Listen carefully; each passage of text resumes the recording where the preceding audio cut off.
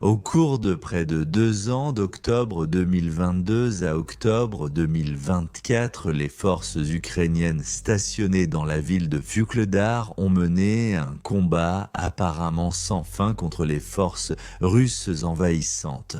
Dans ce qui allait finalement être connu sous le nom de la bataille de Vuhledar, des milliers de personnes allaient être tuées, blessées ou portées disparues, alors que des camions blindés, des chars et de l'infanterie tentaient de prendre le dessus sur l'adversaire de chaque côté. Les commandants ukrainiens allaient de qualifier la bataille de Vuhledar de plus grande bataille de chars de la guerre russo-ukrainienne à ce jour. Ils ont certainement tenu tête aux forces russes pendant un long moment, et la région environnante a en fait changé de main à plusieurs moments clés au cours de la bataille.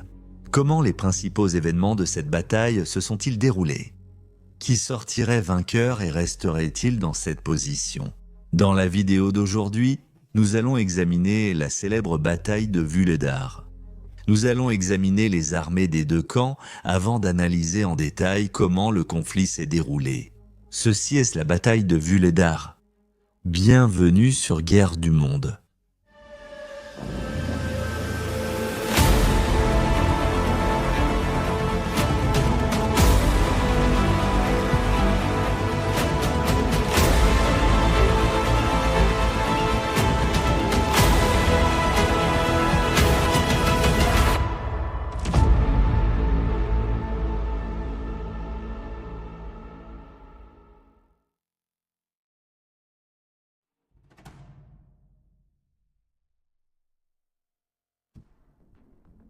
En mars 2022, à peine un mois après que la Russie ait lancé son invasion à grande échelle de l'Ukraine, avec des forces arrivant progressivement de l'Est, du Sud et du Nord. Les forces ukrainiennes se sont retirées de la ville de Volnovakha, l'une des villes les plus à l'est de la région de Donetsk Oblast. C'était l'une des premières grandes localités à être évacuée alors que les forces russes avançaient. La 53e brigade mécanisée ukrainienne était basée ici, avec artillerie, chars, fusiliers et défense anti-aérienne. Lorsque les unités se sont repliées de Volnovakha, elles se sont déplacées vers la ville de Vuhledar, à moins d'1 heure de route au nord-ouest. Pendant qu'ils étaient stationnés ici, ils avaient pour mission de défendre la ville contre toute force russe qui avancerait sur Vuhledar depuis Volnovakha, nouvellement capturée. Mais ils tentaient également de reprendre les localités voisines qui étaient désormais sous contrôle russe. Le 21 juin 2022, des unités de la 53e brigade mécanisée ont commencé à marcher vers le sud en direction du village voisin de Pavlivka. Ils ont réussi à la reprendre face à la faible présence russe sur place.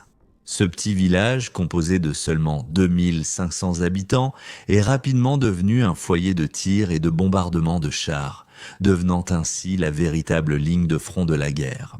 L'opération de reprise a été menée à bien relativement rapidement et les unités de la 810e brigade d'infanterie navale russe, qui s'étaient alliées aux forces paramilitaires séparatistes ukrainiennes, ont été contraintes de battre en retraite. Cependant, ce n'était en aucun cas le dernier combat qui allait avoir lieu à Pavlivka. Quelques mois plus tard, en octobre 2022, les forces russes sont revenues dans une tentative de reprendre le contrôle du village une fois de plus.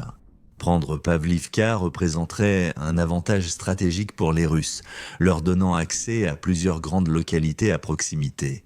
Finalement, y compris à Vuhledar, l'infanterie russe a progressivement émergé du sud et de l'est depuis les villages de Yeharivka et Mikilsk, des localités qu'ils avaient capturées avant de prendre Pavlivka. Ce qui s'est passé ensuite est considéré comme la première étape vers la bataille imminente de Vuhledar, même s'il restait encore un long chemin à parcourir.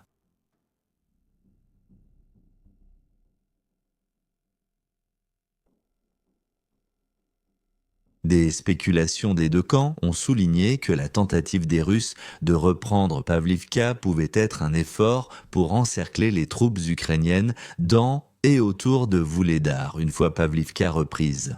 Ils pouvaient facilement accéder à la ville en formation circulaire, les bloquant ainsi et empêchant quiconque de fuir vers une localité voisine. Alors qu'ils tentèrent de reprendre la plus grande ville, en réalité, les efforts russes pour encercler la ville avait déjà commencé au moment où ils ont marché sur Pavlivka. Des unités de la flotte du Pacifique russe avaient commencé à mener de petites attaques autour du village de Novomikhailivka, juste au nord de Vuhledar. Ils n'ont pas réussi à prendre pied dans la ville grâce à ces seules attaques. Il est donc devenu évident qu'une approche plus directe en entrant par Pavlivka serait la clé de leur succès. Parmi l'arsenal des Russes se trouvait le mortier lourd automoteur 2S4 Tielpan, le plus grand système de mortier actuellement sur le champ de bataille. Avec cela, combiné à leurs fantassins et à leurs blindés, ils pourraient n'en faire pleuvoir un feu constant sur Pavlivka, poussant l'armée ukrainienne à se replier. À la fin du mois d'octobre, les forces russes ont annoncé que Pavlivka était partiellement sous leur contrôle, mais des images de la région montrent une forte présence ukrainienne au moins jusqu'au début du mois de novembre. Apparemment, au début du mois de novembre, les combats autour de la ville de Pavlivka s'étaient ralentis pour devenir une série d'escarmouches mineures. Alors que les soldats ukrainiens affirmaient que les mauvaises conditions météorologiques hivernales avaient ralenti l'assaut. De fortes chutes de neige et de pluie rendaient presque impossible pour les troupes russes d'entrer dans Pavlivka sans endommager leurs véhicules, tandis que les températures en dessous de zéro arrêtaient pratiquement les soldats sur place.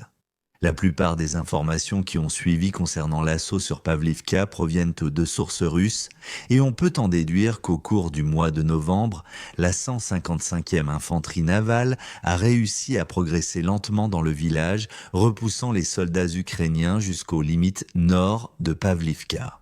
Les 13 et 14 novembre, les forces russes ont annoncé qu'elles avaient tué ou capturé la plupart des soldats ukrainiens qui n'avaient pas pu s'enfuir. Et le 17 novembre, elles avaient affirmé avoir pris le contrôle total de Pavlivka. Pourtant, au moins jusqu'au 23 novembre, il y avait encore des preuves d'une légère présence ukrainienne retranchée dans le nord.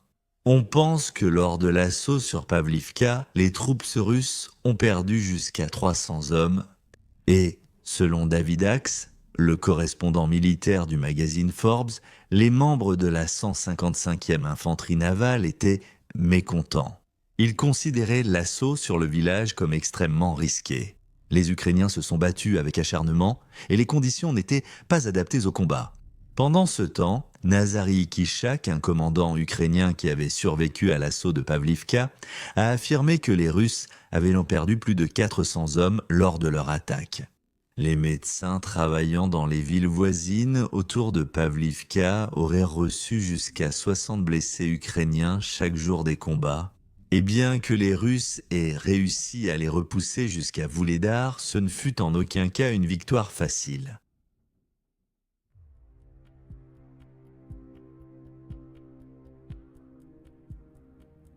Lorsque les forces russes ont submergé les Ukrainiens à Pavlivka, ils se sont effectivement repliés vers la ville voisine de Vuhledar. Au début de 2022, sa population était légèrement supérieure à 14 000 habitants. Vuhledar est principalement une ville minière de charbon et était initialement destinée à devenir un centre économique majeur du pays, connaissant un important développement dans les années 1960.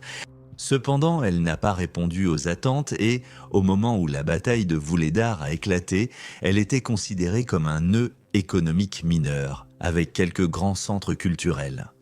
Elle se trouve sur une plaine surélevée avec des conditions météorologiques légèrement meilleures que Pavlivka et se situe à environ 55 km d'une grande ville, Donetsk. En janvier 2023, les forces russes, sous le commandement du colonel-général Roustom Mouroudov, du major-général Soukrab Akhmedov et du major-général Mikhail Gudkov, avaient commencé à rassembler leurs troupes pour lancer une offensive majeure sur Vuhledar. Dans leur arsenal, qui appartenait à nouveau à la 155e brigade d'infanterie navale, il y avait environ 21 000 soldats, 90 chars de combat, 180 véhicules de combat d'infanterie et plus d'une centaine de pièces d'artillerie. Le nombre de forces ukrainiennes stationnées dans les limites de Vuhledar est à ce moment-là inconnu.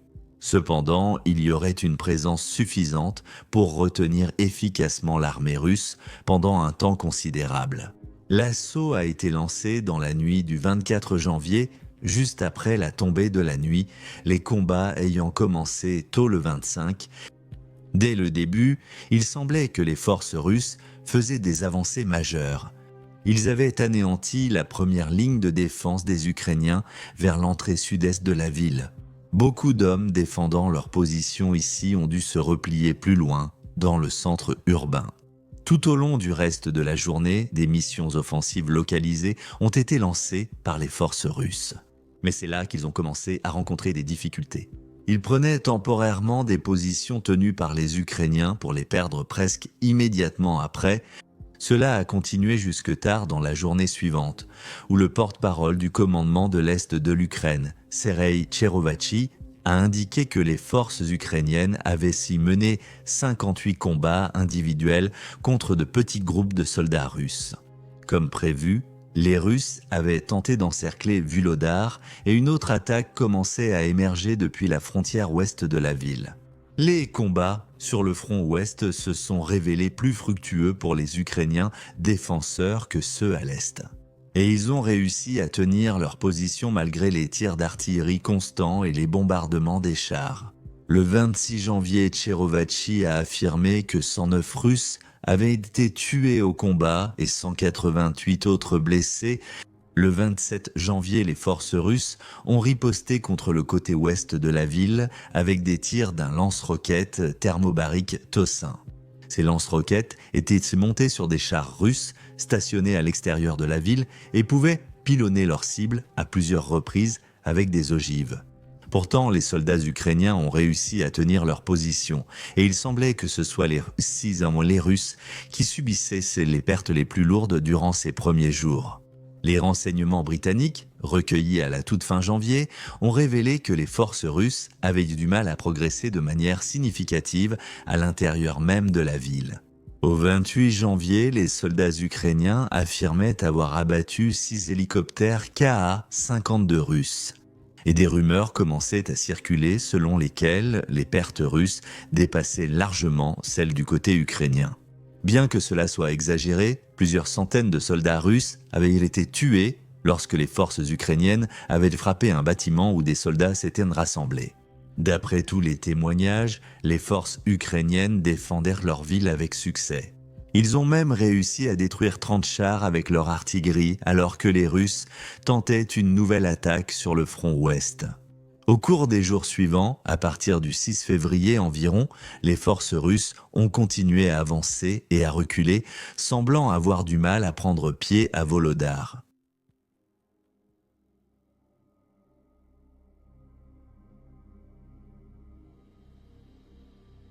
À la deuxième semaine de février 2023, le moral des Russes était bas.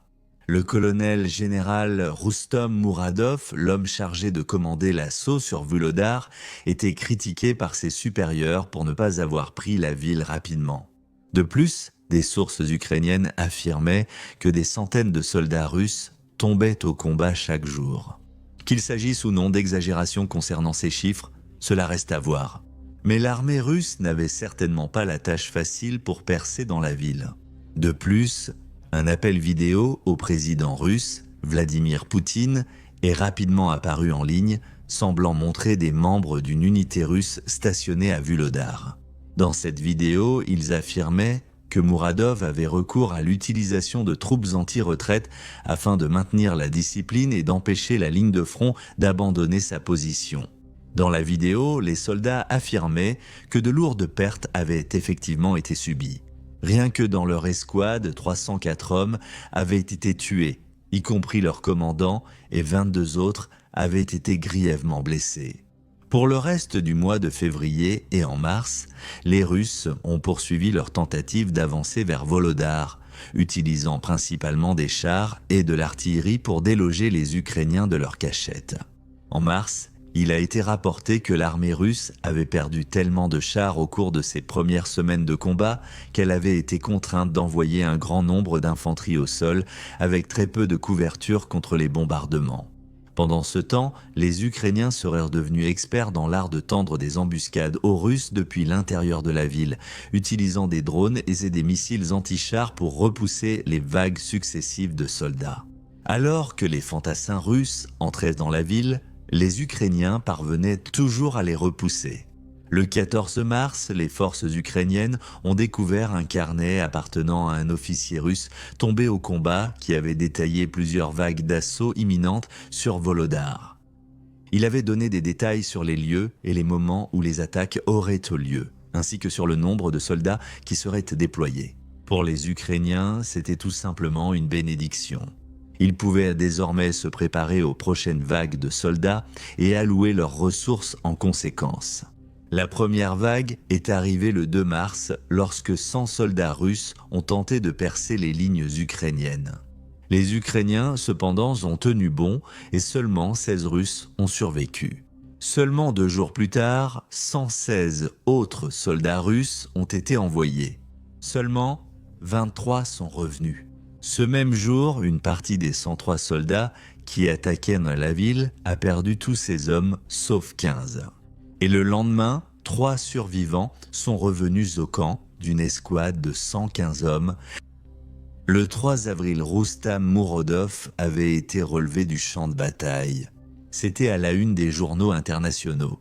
Pendant ce temps, les généraux ukrainiens ont commencé à fournir aux médias des photos de chars russes détruits et des rapports indiquant que la défense restait solide.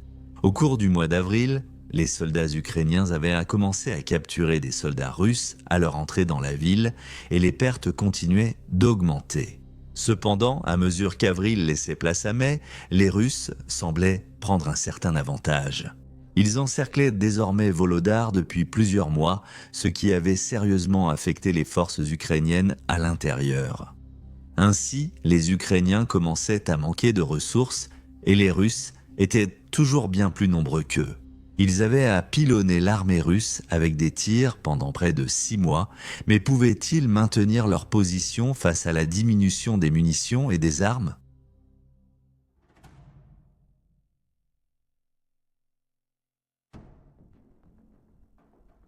L'année qui a suivi a montré une série de victoires du côté ukrainien, principalement parce qu'ils continuaient à détruire tous les chars qui s'aventuraient dans la périphérie de la ville.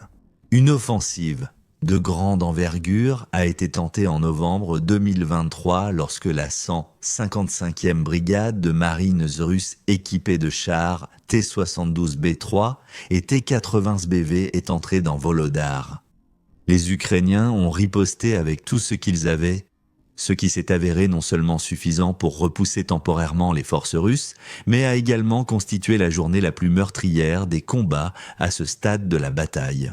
On estime qu'environ 1000 Russes ont perdu la vie le 2 novembre et 60 véhicules ont été détruits. Les Ukrainiens, cependant, n'avaient perdu que 17 véhicules. Ces succès se sont poursuivis en 2024 alors que les Russes lançaient vague après vague d'assauts de chars. Ce n'était cependant qu'une question de temps avant que les Ukrainiens ne trouvent un adversaire à leur mesure. En août 2024, la Russie a commencé à reconsidérer son approche pour prendre le contrôle de la ville de Volodar. Ils ont acheminé de l'artillerie supplémentaire et de nouveaux chars tortues dotés de capacités défensives accrues. Ils bombardèrent la ville quotidiennement et à cette période, les forces ukrainiennes ont commencé à rapporter à quel point ces nouvelles attaques étaient devenues intenses. Rien de tel n'avait été vu dans la guerre jusqu'à présent. De plus, les forces russes ont commencé à se rapprocher des mines de charbon situées au nord-est de la ville. Et en septembre 2024, ils avaient également commencé à resserrer leur emprise sur les zones environnantes. À l'ouest, l'armée russe avait réussi à s'emparer du village de Prechestivka qu'elle avait revendiqué comme étant le sien. Le 5 septembre, une énorme colonne de véhicules blindés était entrée dans le village et l'avait pris avec une relative facilité. La majorité de l'attention ukrainienne était portée sur la riposte à l'assaut de Volodar. Peu de temps après, le même groupe de forces russes avait capturé Vodian, un autre village encore plus proche du flanc ouest de Volodar. Pour les Russes, tout se déroulait comme prévu. Ces nouvelles tactiques, consistant à intensifier les bombardements sur Vuhľadar tout en prenant silencieusement les villages autour de la ville, leur ont permis d'encercler les forces ukrainiennes. Et, au 8 septembre, elles étaient complètement encerclées. De plus, à la mi-septembre, les Russes avaient lancé une offensive près de la ville stratégiquement avantageuse de Pokrovsk. Et les troupes ukrainiennes avaient été retirées de Vuhľadar afin de repousser les envahisseurs russes. Sur ce nouveau front, maintenant, avec des bombardements constants, une position qui les avait vus complètement encerclés par l'ennemi et avec des effectifs en diminution, les Russes y avaient l'avantage. Qui plus est, les troupes restantes à Vuhľadar étaient complètement épuisées. Les Russes leur avaient accordé peu de répit depuis février 2022. Les combats avaient lieu presque quotidiennement et les ressources continuaient de diminuer en conséquence. Ils avaient désormais un besoin urgent de défense aérienne qu'ils ne pourraient pas recevoir en raison de la forte présence russe à leur porte. À la fin du mois de septembre, les troupes ukrainiennes commençaient à ressentir la menace de milliers de soldats russes qui se rassemblaient tout autour d'eux. De tous les coins de la ville, des chars, de l'artillerie et de l'infanterie commencèrent à affluer, et les combats semblaient devenir chaque jour plus intenses.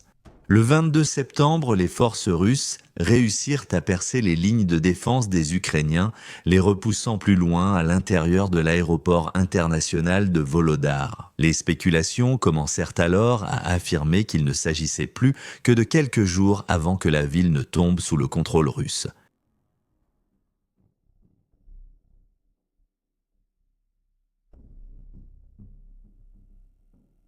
Lorsque les Russes lancèrent leur offensive finale pour capturer la ville, ils furent rapides et féroces.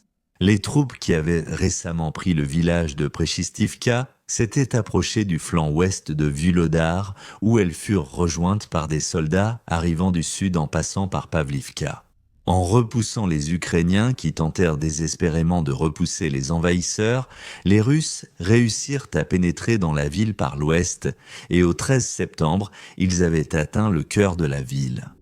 Pourtant, les Ukrainiens se sont battus avec acharnement et les Russes n'ont pas réussi à les submerger immédiatement. Beaucoup sont restés et ont combattu l'ennemi. Il est devenu de plus en plus évident que Vuhľadar tomberait bientôt aux mains de l'armée russe et qu'il fallait organiser des efforts d'évacuation.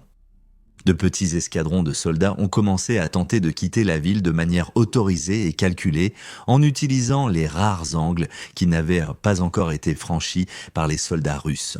Les tentatives de fuite étaient risquées et devaient être minutieusement synchronisées pour se faufiler à travers les tirs d'artillerie constants et l'arrivée de nouveaux fantassins. Plusieurs de ces tentatives d'évacuation se sont soldées par un désastre. Et on pense que de nombreux Ukrainiens sont tombés au dernier obstacle alors qu'ils tentèrent de quitter Vuhľadar et de se mettre en sécurité. De plus, la 123e brigade territoriale, une force de défense ukrainienne chargée de renforcer les positions des soldats en évacuation, a abandonné ses positions sans autorisation. Cela a fortement affecté les soldats et leurs tentatives d'évacuation, car très peu de troupes restaient pour défendre la ville. Et ceux qui attendaient l'évacuation étaient désormais en danger. Au 1er octobre, les troupes russes s'étaient frayé un chemin jusqu'au centre-ville de Vuhľadar, où les derniers soldats ukrainiens, qui n'avaient pas encore été évacués, tenaient toujours leur position. Plus tard ce même jour, la ville a été officiellement déclarée capturée et l'armée russe avait remporté la bataille. Les derniers soldats qui défendaient en Vuhľadar étaient composés d'unités de la 72e brigade mécanisée et de ceux qui n'avaient pas déserté de la 123e brigade territoriale. Le commandant de cette dernière, Igor Kryb, a été tué le 2 octobre 2024, juste après que les Russes aient conquis la ville. La cause de sa mort a été jugée comme étant auto-infligée après la prise de Vuhľadar. Le lendemain, le 3 octobre, le ministère russe de la Défense annonçait officiellement la prise de Vuhľadar. La journée appartenait aux Russes.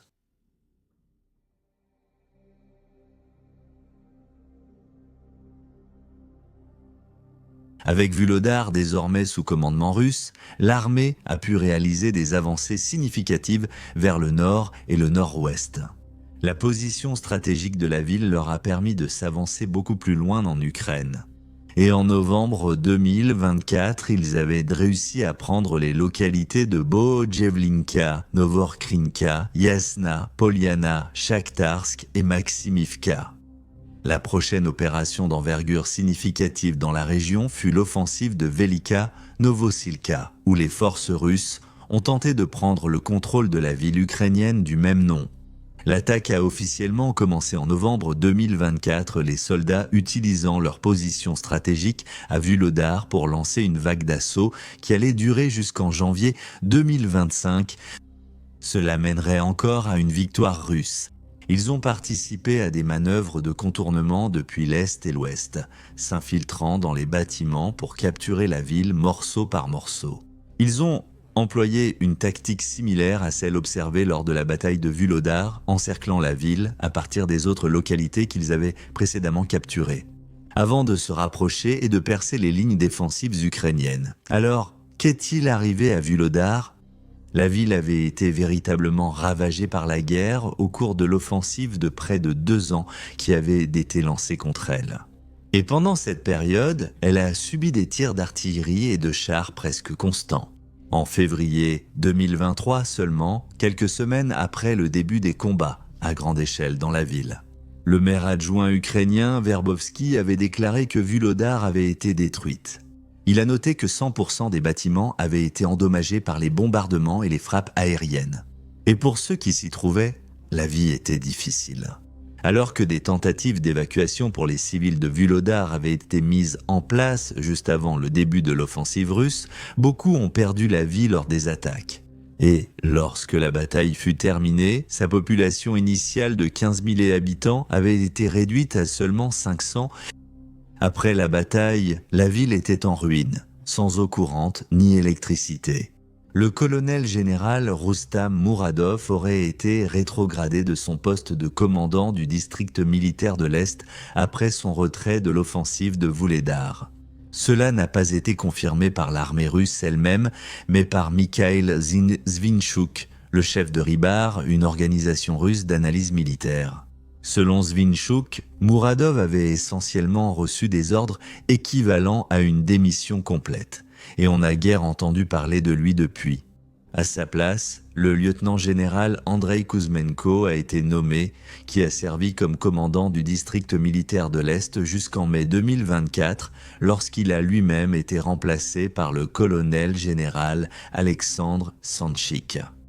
Une fois que la bataille de Vuhledar battait son plein, et après qu'elle se soit terminée de façon explosive, la spéculation, l'attention et l'analyse internationale ont commencé à affluer, en commentant la manière dont les Russes ont remporté la victoire sur la ville et comment la bataille a pu se dérouler ainsi. L'Institut américain pour l'étude de la guerre, un groupe de recherche à but non lucratif basé à Washington, district de Columbia, estimait que la bataille de Vuhledar avait, à elle seule, empêché les Russes d'avancer davantage en Ukraine à la fin de 2023 en raison des pertes qu'ils avaient subies sur leurs chars et véhicules blindés. Apparemment, les Russes n'ont pas pu avancer dans les villages environnants grâce aux efforts ukrainiens à Vuhledar. Du point de vue ukrainien, la bataille de Vuhledar est considérée comme la plus grande bataille de chars de la guerre russo-ukrainienne à ce jour.